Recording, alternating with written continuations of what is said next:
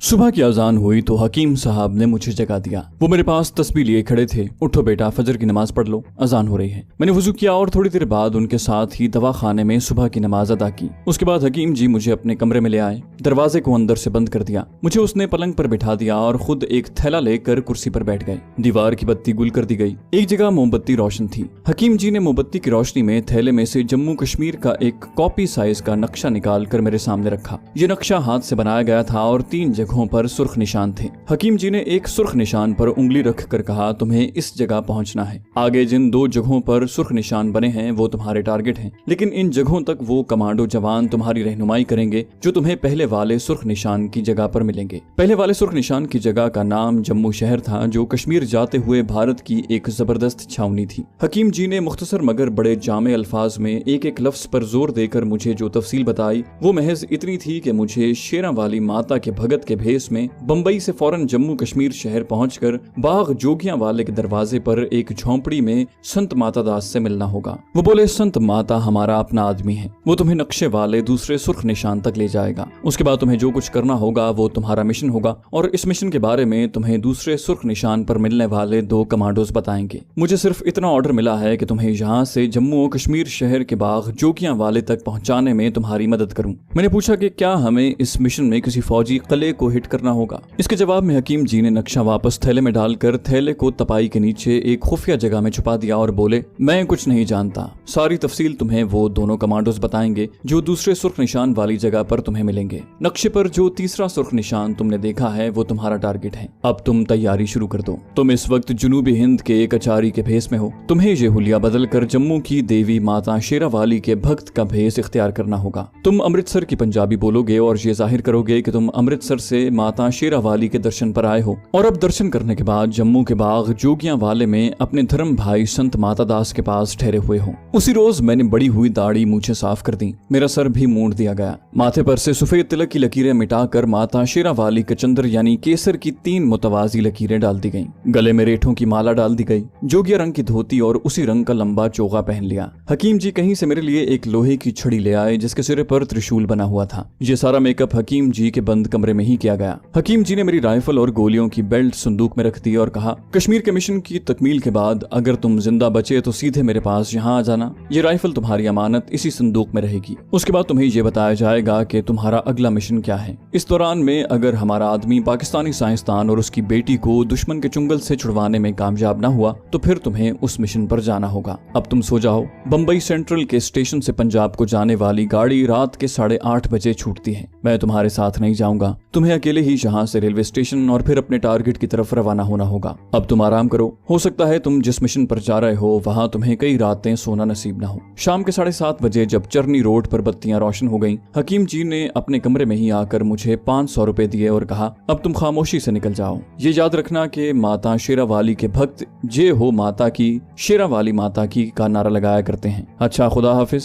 खुदा तुम्हारा हाफिज नासिर हो। मेरी और करोड़ों पाकिस्तानियों की खामोश दुआएं तुम्हारे साथ हैं। हकीम जी दरवाजा खोल कर निकल गए। मैंने आईने में अपनी शक्ल देखी। मैं तमिलनाडु के आचार्य जी से पंजाब के पहाड़ी इलाके का साधु बन गया था। 500 रुपए के नोट और सिधा का दिया हुआ सांप का मनका मैंने रुमाल में लपेट कर अपनी कमर के साथ बांध लिया। मेरे पाँव में ऊपर से मोटी बंद चप्पल थी। मुझे किसी किस्म का हथियार रखने से हकीम जी ने सख्ती से मना कर दिया था। मैंने हाथ उठाकर खुदा के हुजूर अपनी और अपने प्यारे वतन पाकिस्तान की सलामती की दुआ मांगी और कोठरी से निकल आया। दवाखाने में बत्ती जल रही थी। हकीम जी ने आंख उठाए बगैर हाथ के इशारे से खुदा हाफिज का जवाब दिया। मैं दवाखाने की ड्योढ़ी से गुजरकर चरनी रोड पर आ गया। अब मुझे टैक्सी की जरूरत थी। विक्टोरिया बहुत देर लगा देती। ये 1971 के बाद का बंबई था, मॉडर्न और हर किस्म की जदीद सहूलतों से लैस। मुझे चरनी रोड पर ही एक टैक्सी मिल गई। स्विमिंगटन रोड पर वाक़े बॉम्बे सेंट्रल का रेलवे स्टेशन जगमगा रहा था। मुसाफिरों की रेल पेल लगी थी। स्टेशन के बाहर गोल फवारे के आसपास मोटर कारें, वैगनें, स्कूटर और विक्टोरिया बग्गियां खड़ी थी। मैंने टैक्सी में बैठे बैठे कमरबंद में से 100 रुपए का नोट निकाल लिया था। टैक्सी वाले के पास रेजगारी नहीं थी। बंबई से अमृतसर का टिकट लेकर मैंने टैक्सी वाले को किराया अदा किया और खुद प्लेटफॉर्म पर आ गया। ट्रेन पंजाब मेल तैयार खड़ी थी। 3rd क्लास के एक डिब्बे में मुझे भी जगह मिल गई।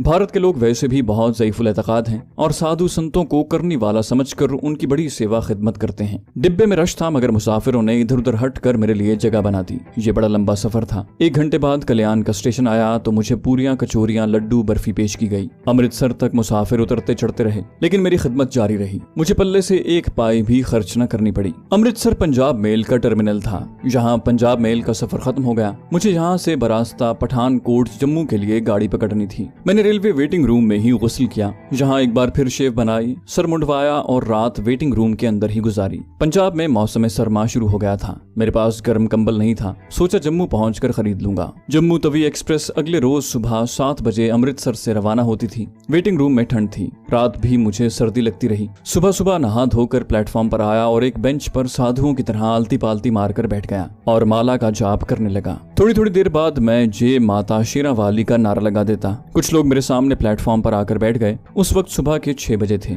मेरी खिदमत सेवा शुरू हो गई। कोई चाय ला रहा है, कोई पूरी हलवा ला रहा है। 6:30 बजे जम्मू तवी एक्सप्रेस प्लेटफॉर्म पर आकर लग गई। मैं उसमें सवार हो गया। मैं संस्कृत और तमिल के श्लोक कुछ ऐसे अंदाज में पढ़ रहा था कि लोग मेरे गर्विदा हो गए थे।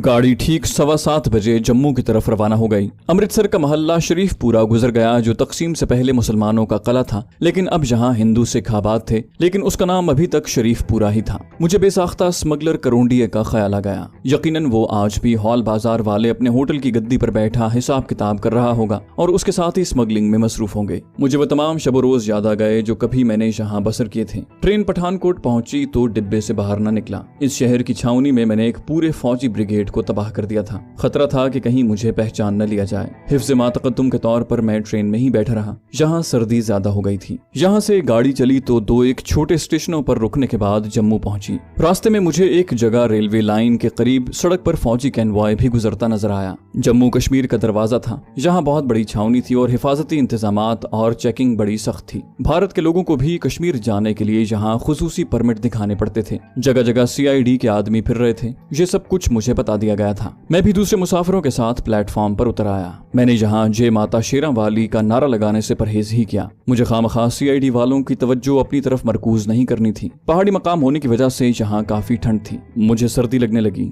मैं जम्मू शहर में पहली बार दाखिल हो रहा था। शहर के पुराने तर्ज के बाजार में काफी रश था। मैं पुराने कपड़ों की एक दुकान में घुस गया। एक कंबल खरीदना चाहता था। दुकानदार ने मुझे माता का भगत देखकर कंबल की कीमत लेने से इनकार कर दिया। मैंने भी इसरार न किया। उसी दुकान में एक सूखा सा लंबा तड़ंगा आदमी लंबी गर्म सदरी पहने बैठा सिगरेट पीते हुए मेरी तरफ गौर से देख रहा था। मेरा माथा ठनका मगर मैंने किसी किस्म की घबराहट का इजहार न किया और जय माता शेरावाली का नारा लगाते हुए दुकान से बाहर आ गया। अब मुझे ये मालूम नहीं था कि बाग जोगियां वाला किस तरफ है। धूप निकली हुई थी। दिन रोशन था। मैं एक हाथ में त्रिशूल वाली छड़ी और दूसरे हाथ में मनकों की माला लिए बाजार में से गुजर रहा था। लोगों की भीड़ थी। उनमें साइकिल रिक्शे और तांगे भी घुसे हुए थे। एक आदमी से मैंने जोगियां वाले बाग का रास्ता पूछा और उधर को चल पड़ा। लारियों के अड्डे पर लोगों का हुजूम था। मैं सड़क पार करके दूसरी तरफ आया तो किसी ने पीछे से आवाज दी, महाराज। मैंने मुड़कर पीछे देखा। वही सूखा साखा सदरी वाला मुश्तबा आदमी मेरी तरफ बढ़ रहा था। मैंने महाऋषियों के अंदाज में कहा, क्या बात है बच्चा। वो आदमी जो यकीनन CID का आदमी था मेरे करीब आया। बड़ी नर्म जबान में बोला, महाराज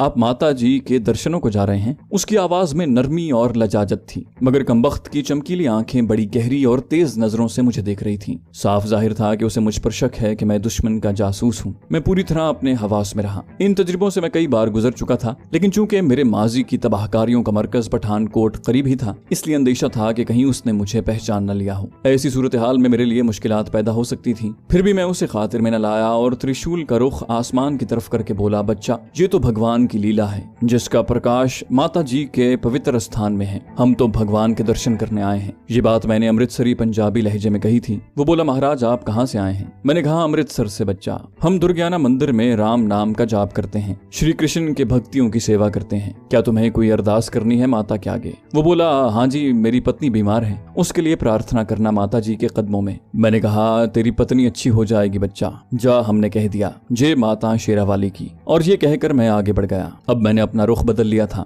मैं अभी बाग जोगियां वाले में अपने पाकिस्तानी साथी की झोंपड़ी में नहीं जाना चाहता था। मैं सड़क पर चलता चला गया। मेरी दाएं जानिब जोगियां वाला बाग था। मैं आगे जाकर बाग में दाखिल हो गया और एक दरख्त तले आलती पालती मारकर बैठ गया। मैंने कनखियों से इर्द गिर्द का जायजा लिया। मुझे वो CID का आदमी कहीं दिखाई न दिया। 2 हिंदू औरतें जिन्होंने सफेद और नीली साड़ियां पहन रखी थी मेरे सामने आकर हाथ बांध कर अदब से बैठ गईं। मैं उनसे बातें करने लगा, मगर मेरी तेज निगाहें अब भी बाग में सीआईडी के आदमी को तलाश कर रही थी। दोपहर हो गई थी। कुछ और औरतें मेरे पास आ गईं। कोई घर से मेरे लिए खीरे ले आई, कोई कचोरियां और दूध, किसी ने दही का प्याला और सफेद चावल पेश किए। मुझे भूख लग रही थी। मैंने चावल और कचोरियां खा ली, थोड़ी सी खीर भी चखी। औरतें अपनी अपनी परेशानियां और मुसीबतें बयान करने लगीं। मैंने उन्हें तसल्ली दी कि माता शेरा वाली उनके कष्ट दूर करेगी। मुझे जम्मू पहुंचते ही जोगियां वाले बाग में मुकीम अपने एजेंट साधु माता दास से राब्ता पैदा करने की हिदायत की गई थी। उस कमबख्त सीआईडी वाले ने मेरा रास्ता खोटा कर दिया था। बहरहाल मैं चौकस बैठा था। तीसरे पहर मैंने अपने अकीदतमंदों को वहां से भगा दिया,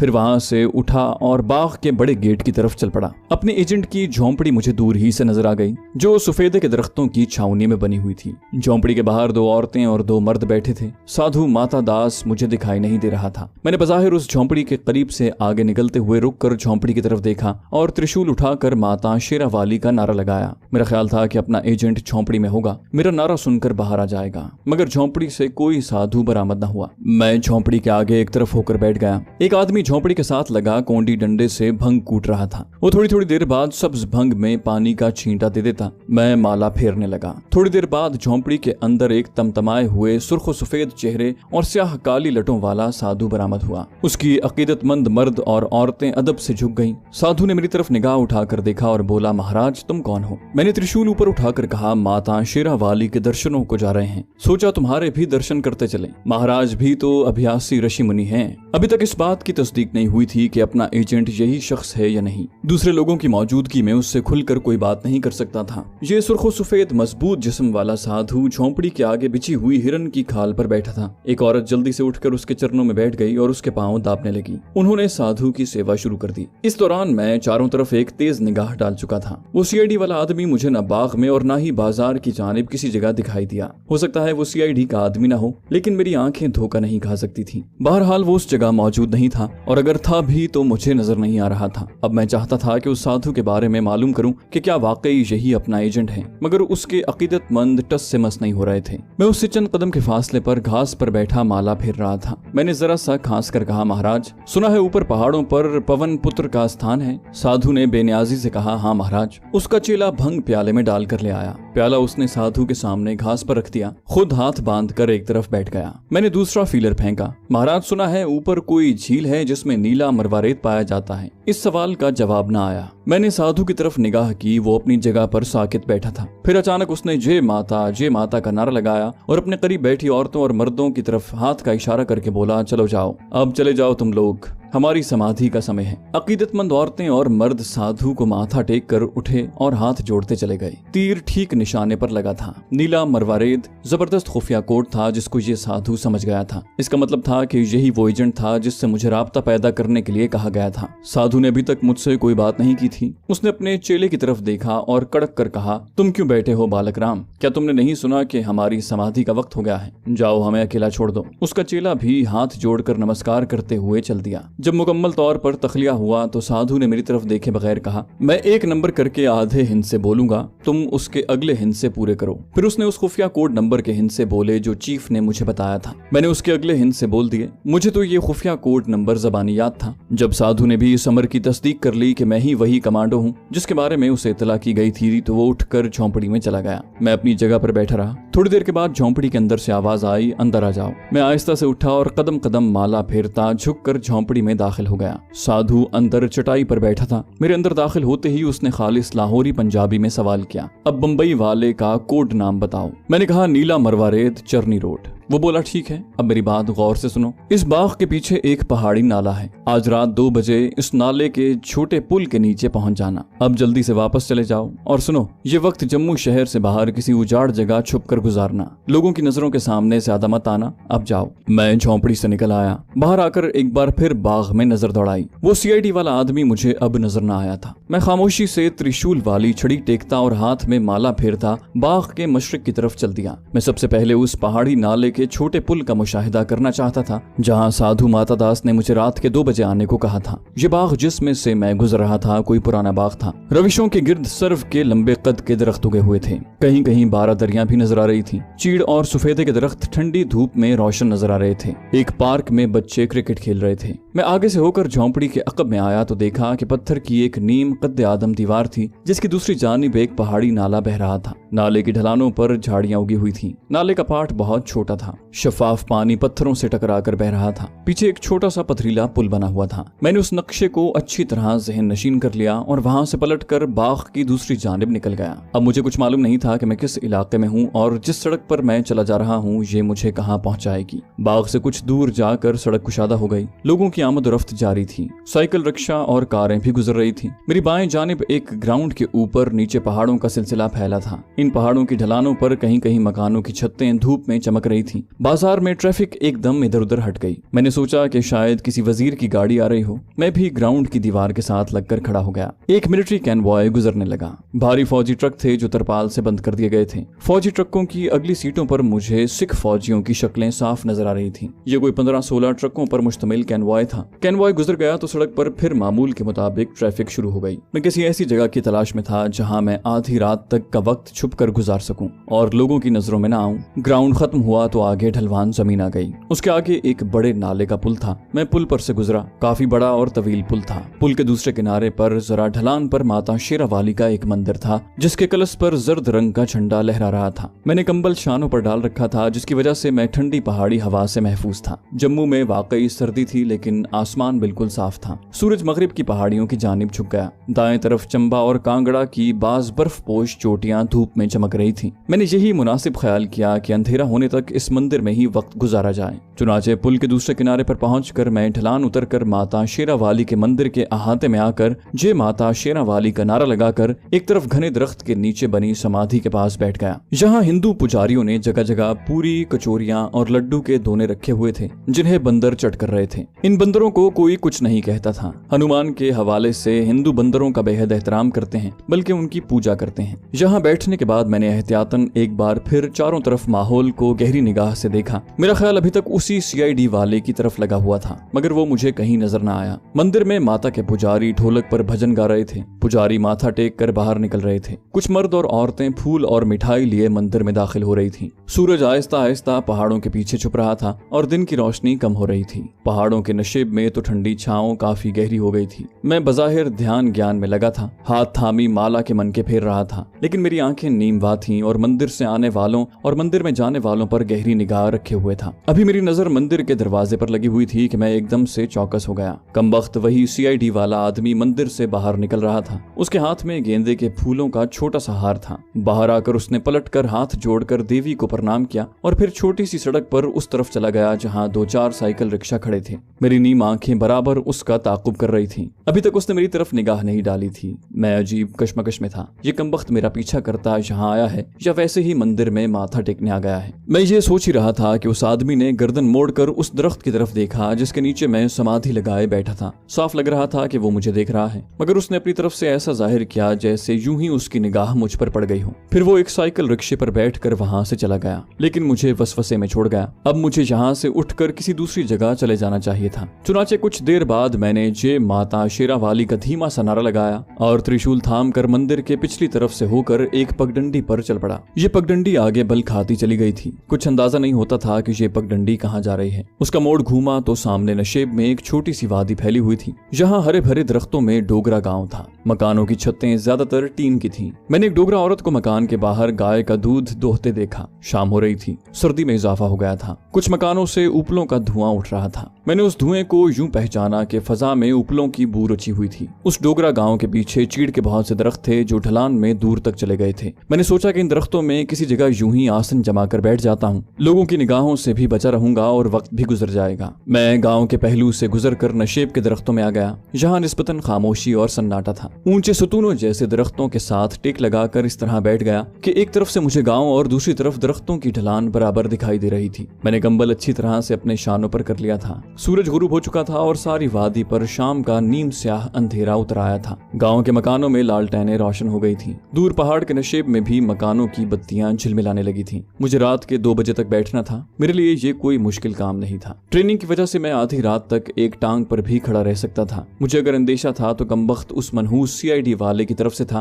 कि कहीं वो पुलिस लेकर वहां न आ जाए और सारा मिशन अधूरा न रह जाए। मैं लम्हा लम्हा गहरे अंधेरे में चारों तरफ आंखें खोले देख रहा था। अचानक मुझे गांव की तरफ से एक साया सा अपनी तरफ आता दिखाई दिया। मैं एकदम से होशियार होकर बैठ गया। अगर ये वही सीआईडी वाला आदमी है तो उसकी मौत उसे मेरी तरफ खींचे लिए आ रही है। मैंने फैसला कर लिया कि उसका काम तमाम करके लाश वहीं झाड़ियों में डाल दूंगा। लेकिन मेरे कानों से झांझरों की मुतरन्नम आवाज टकराई। ये चांदी की झांझरों की आवाज थी जो पंजाब और जम्मू की देहाती औरतें अपने पाँव में पहना करती थी। साया जरा करीब आया तो मैंने देखा कि ये एक डोगरा औरत है जिसके हाथ में एक छोटी बाल्टी है और उसके ऊपर रुमाल में लपेट कर कुछ रखा हुआ है। अभी अंधेरा इतना गहरा नहीं हुआ था कि मुझे तारीकी में कुछ दिखाई न देता। मैंने जल्दी से आसन जमा लिया मगर मेरी आंखें खुली थी। औरत का साया करीब आ गया। ये डोगरा औरत थी जिसने शलवार कमीज पहन रखी थी। उसके पाँव में चांदी की झांझरें थी जो मौसीकी पैदा कर रही थी। झांझरों की मौसीकी रुक गई। औरत आहिस्ता से जमीन पर बैठ गई। बाल्टी घास पर रखी, हाथ बांध कर प्रणाम किया और डोगरा जबान में कहा, महाराज ये मैं आपके लिए भोजन लाई हूँ, स्वीकार करें। मुझे भूख लग रही थी,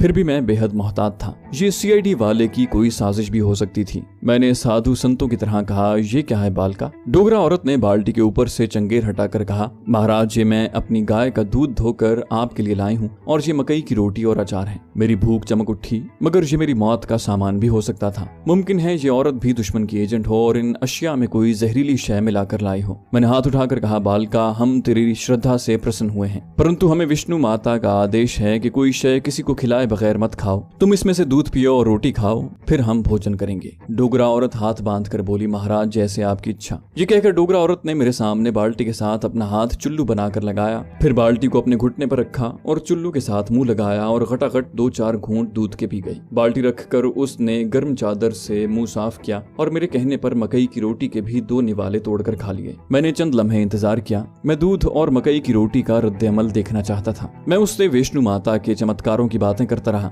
जब मुझे तसल्ली हो गई कि दूध और रोटी में किसी जहरीली शय की मिलावट नहीं हुई तो मैंने मकई की रोटी अचार के साथ खानी शुरू की। देखते देखते मैं मकई की सारी रोटी खा गया और दूध की आधी से ज्यादा बाल्टी खाली कर दी। डोगरा औरत ने घुटने पकड़ लिए और कहा, महाराज मुझ पर कृपा कर दें, मुझे बच्चा दे दें, नहीं तो मेरा शौहर मुझे घर से निकाल देगा। वो मुझे बहुत मारता है महाराज। ये जवान डोगरा औरत कुछ इस तरह मेरे कदमों में बिछी जा रही थी कि मुझे ऐसे लगा जैसे वो वाकई मुझसे अपना बच्चा चाहती हो। मैंने आवाज में जलाल पैदा करते हुए कहा, बालका पीछे हटकर बैठ जा। मैं माता शेरा वाली के आगे तुम्हारी अरदास करूंगा। विष्णु माँ तेरी गोद जरूर हरी करेगी। अब तू जा और सुन, किसी को बताना मत कि तू मुझे यहाँ मिली थी, वरना तेरे यहाँ बच्चा नहीं होगा। डोगरा औरत तो मेरे आगे सजदे में गिर पड़ी। महाराज मैं किसी को नहीं बताऊंगी, महाराज मुझे बच्चा दे दें, मेरी जिंद जान आप पर कुर्बान। मैंने कहा, अच्छा अब तू चली जा। डोगरा औरत ने बाल्टी और चंगेर उठाई। कुछ कदम वो हाथ जोड़े उल्टे कदम पीछे चलती गई, फिर प्रणाम किया और अपने गाँव की तरफ चली गई। अब अंधेरा इतना हो गया था कि थोड़ी दूर जाने के बाद ही अंधेरे ने उसे अपने अंदर गुम कर लिया।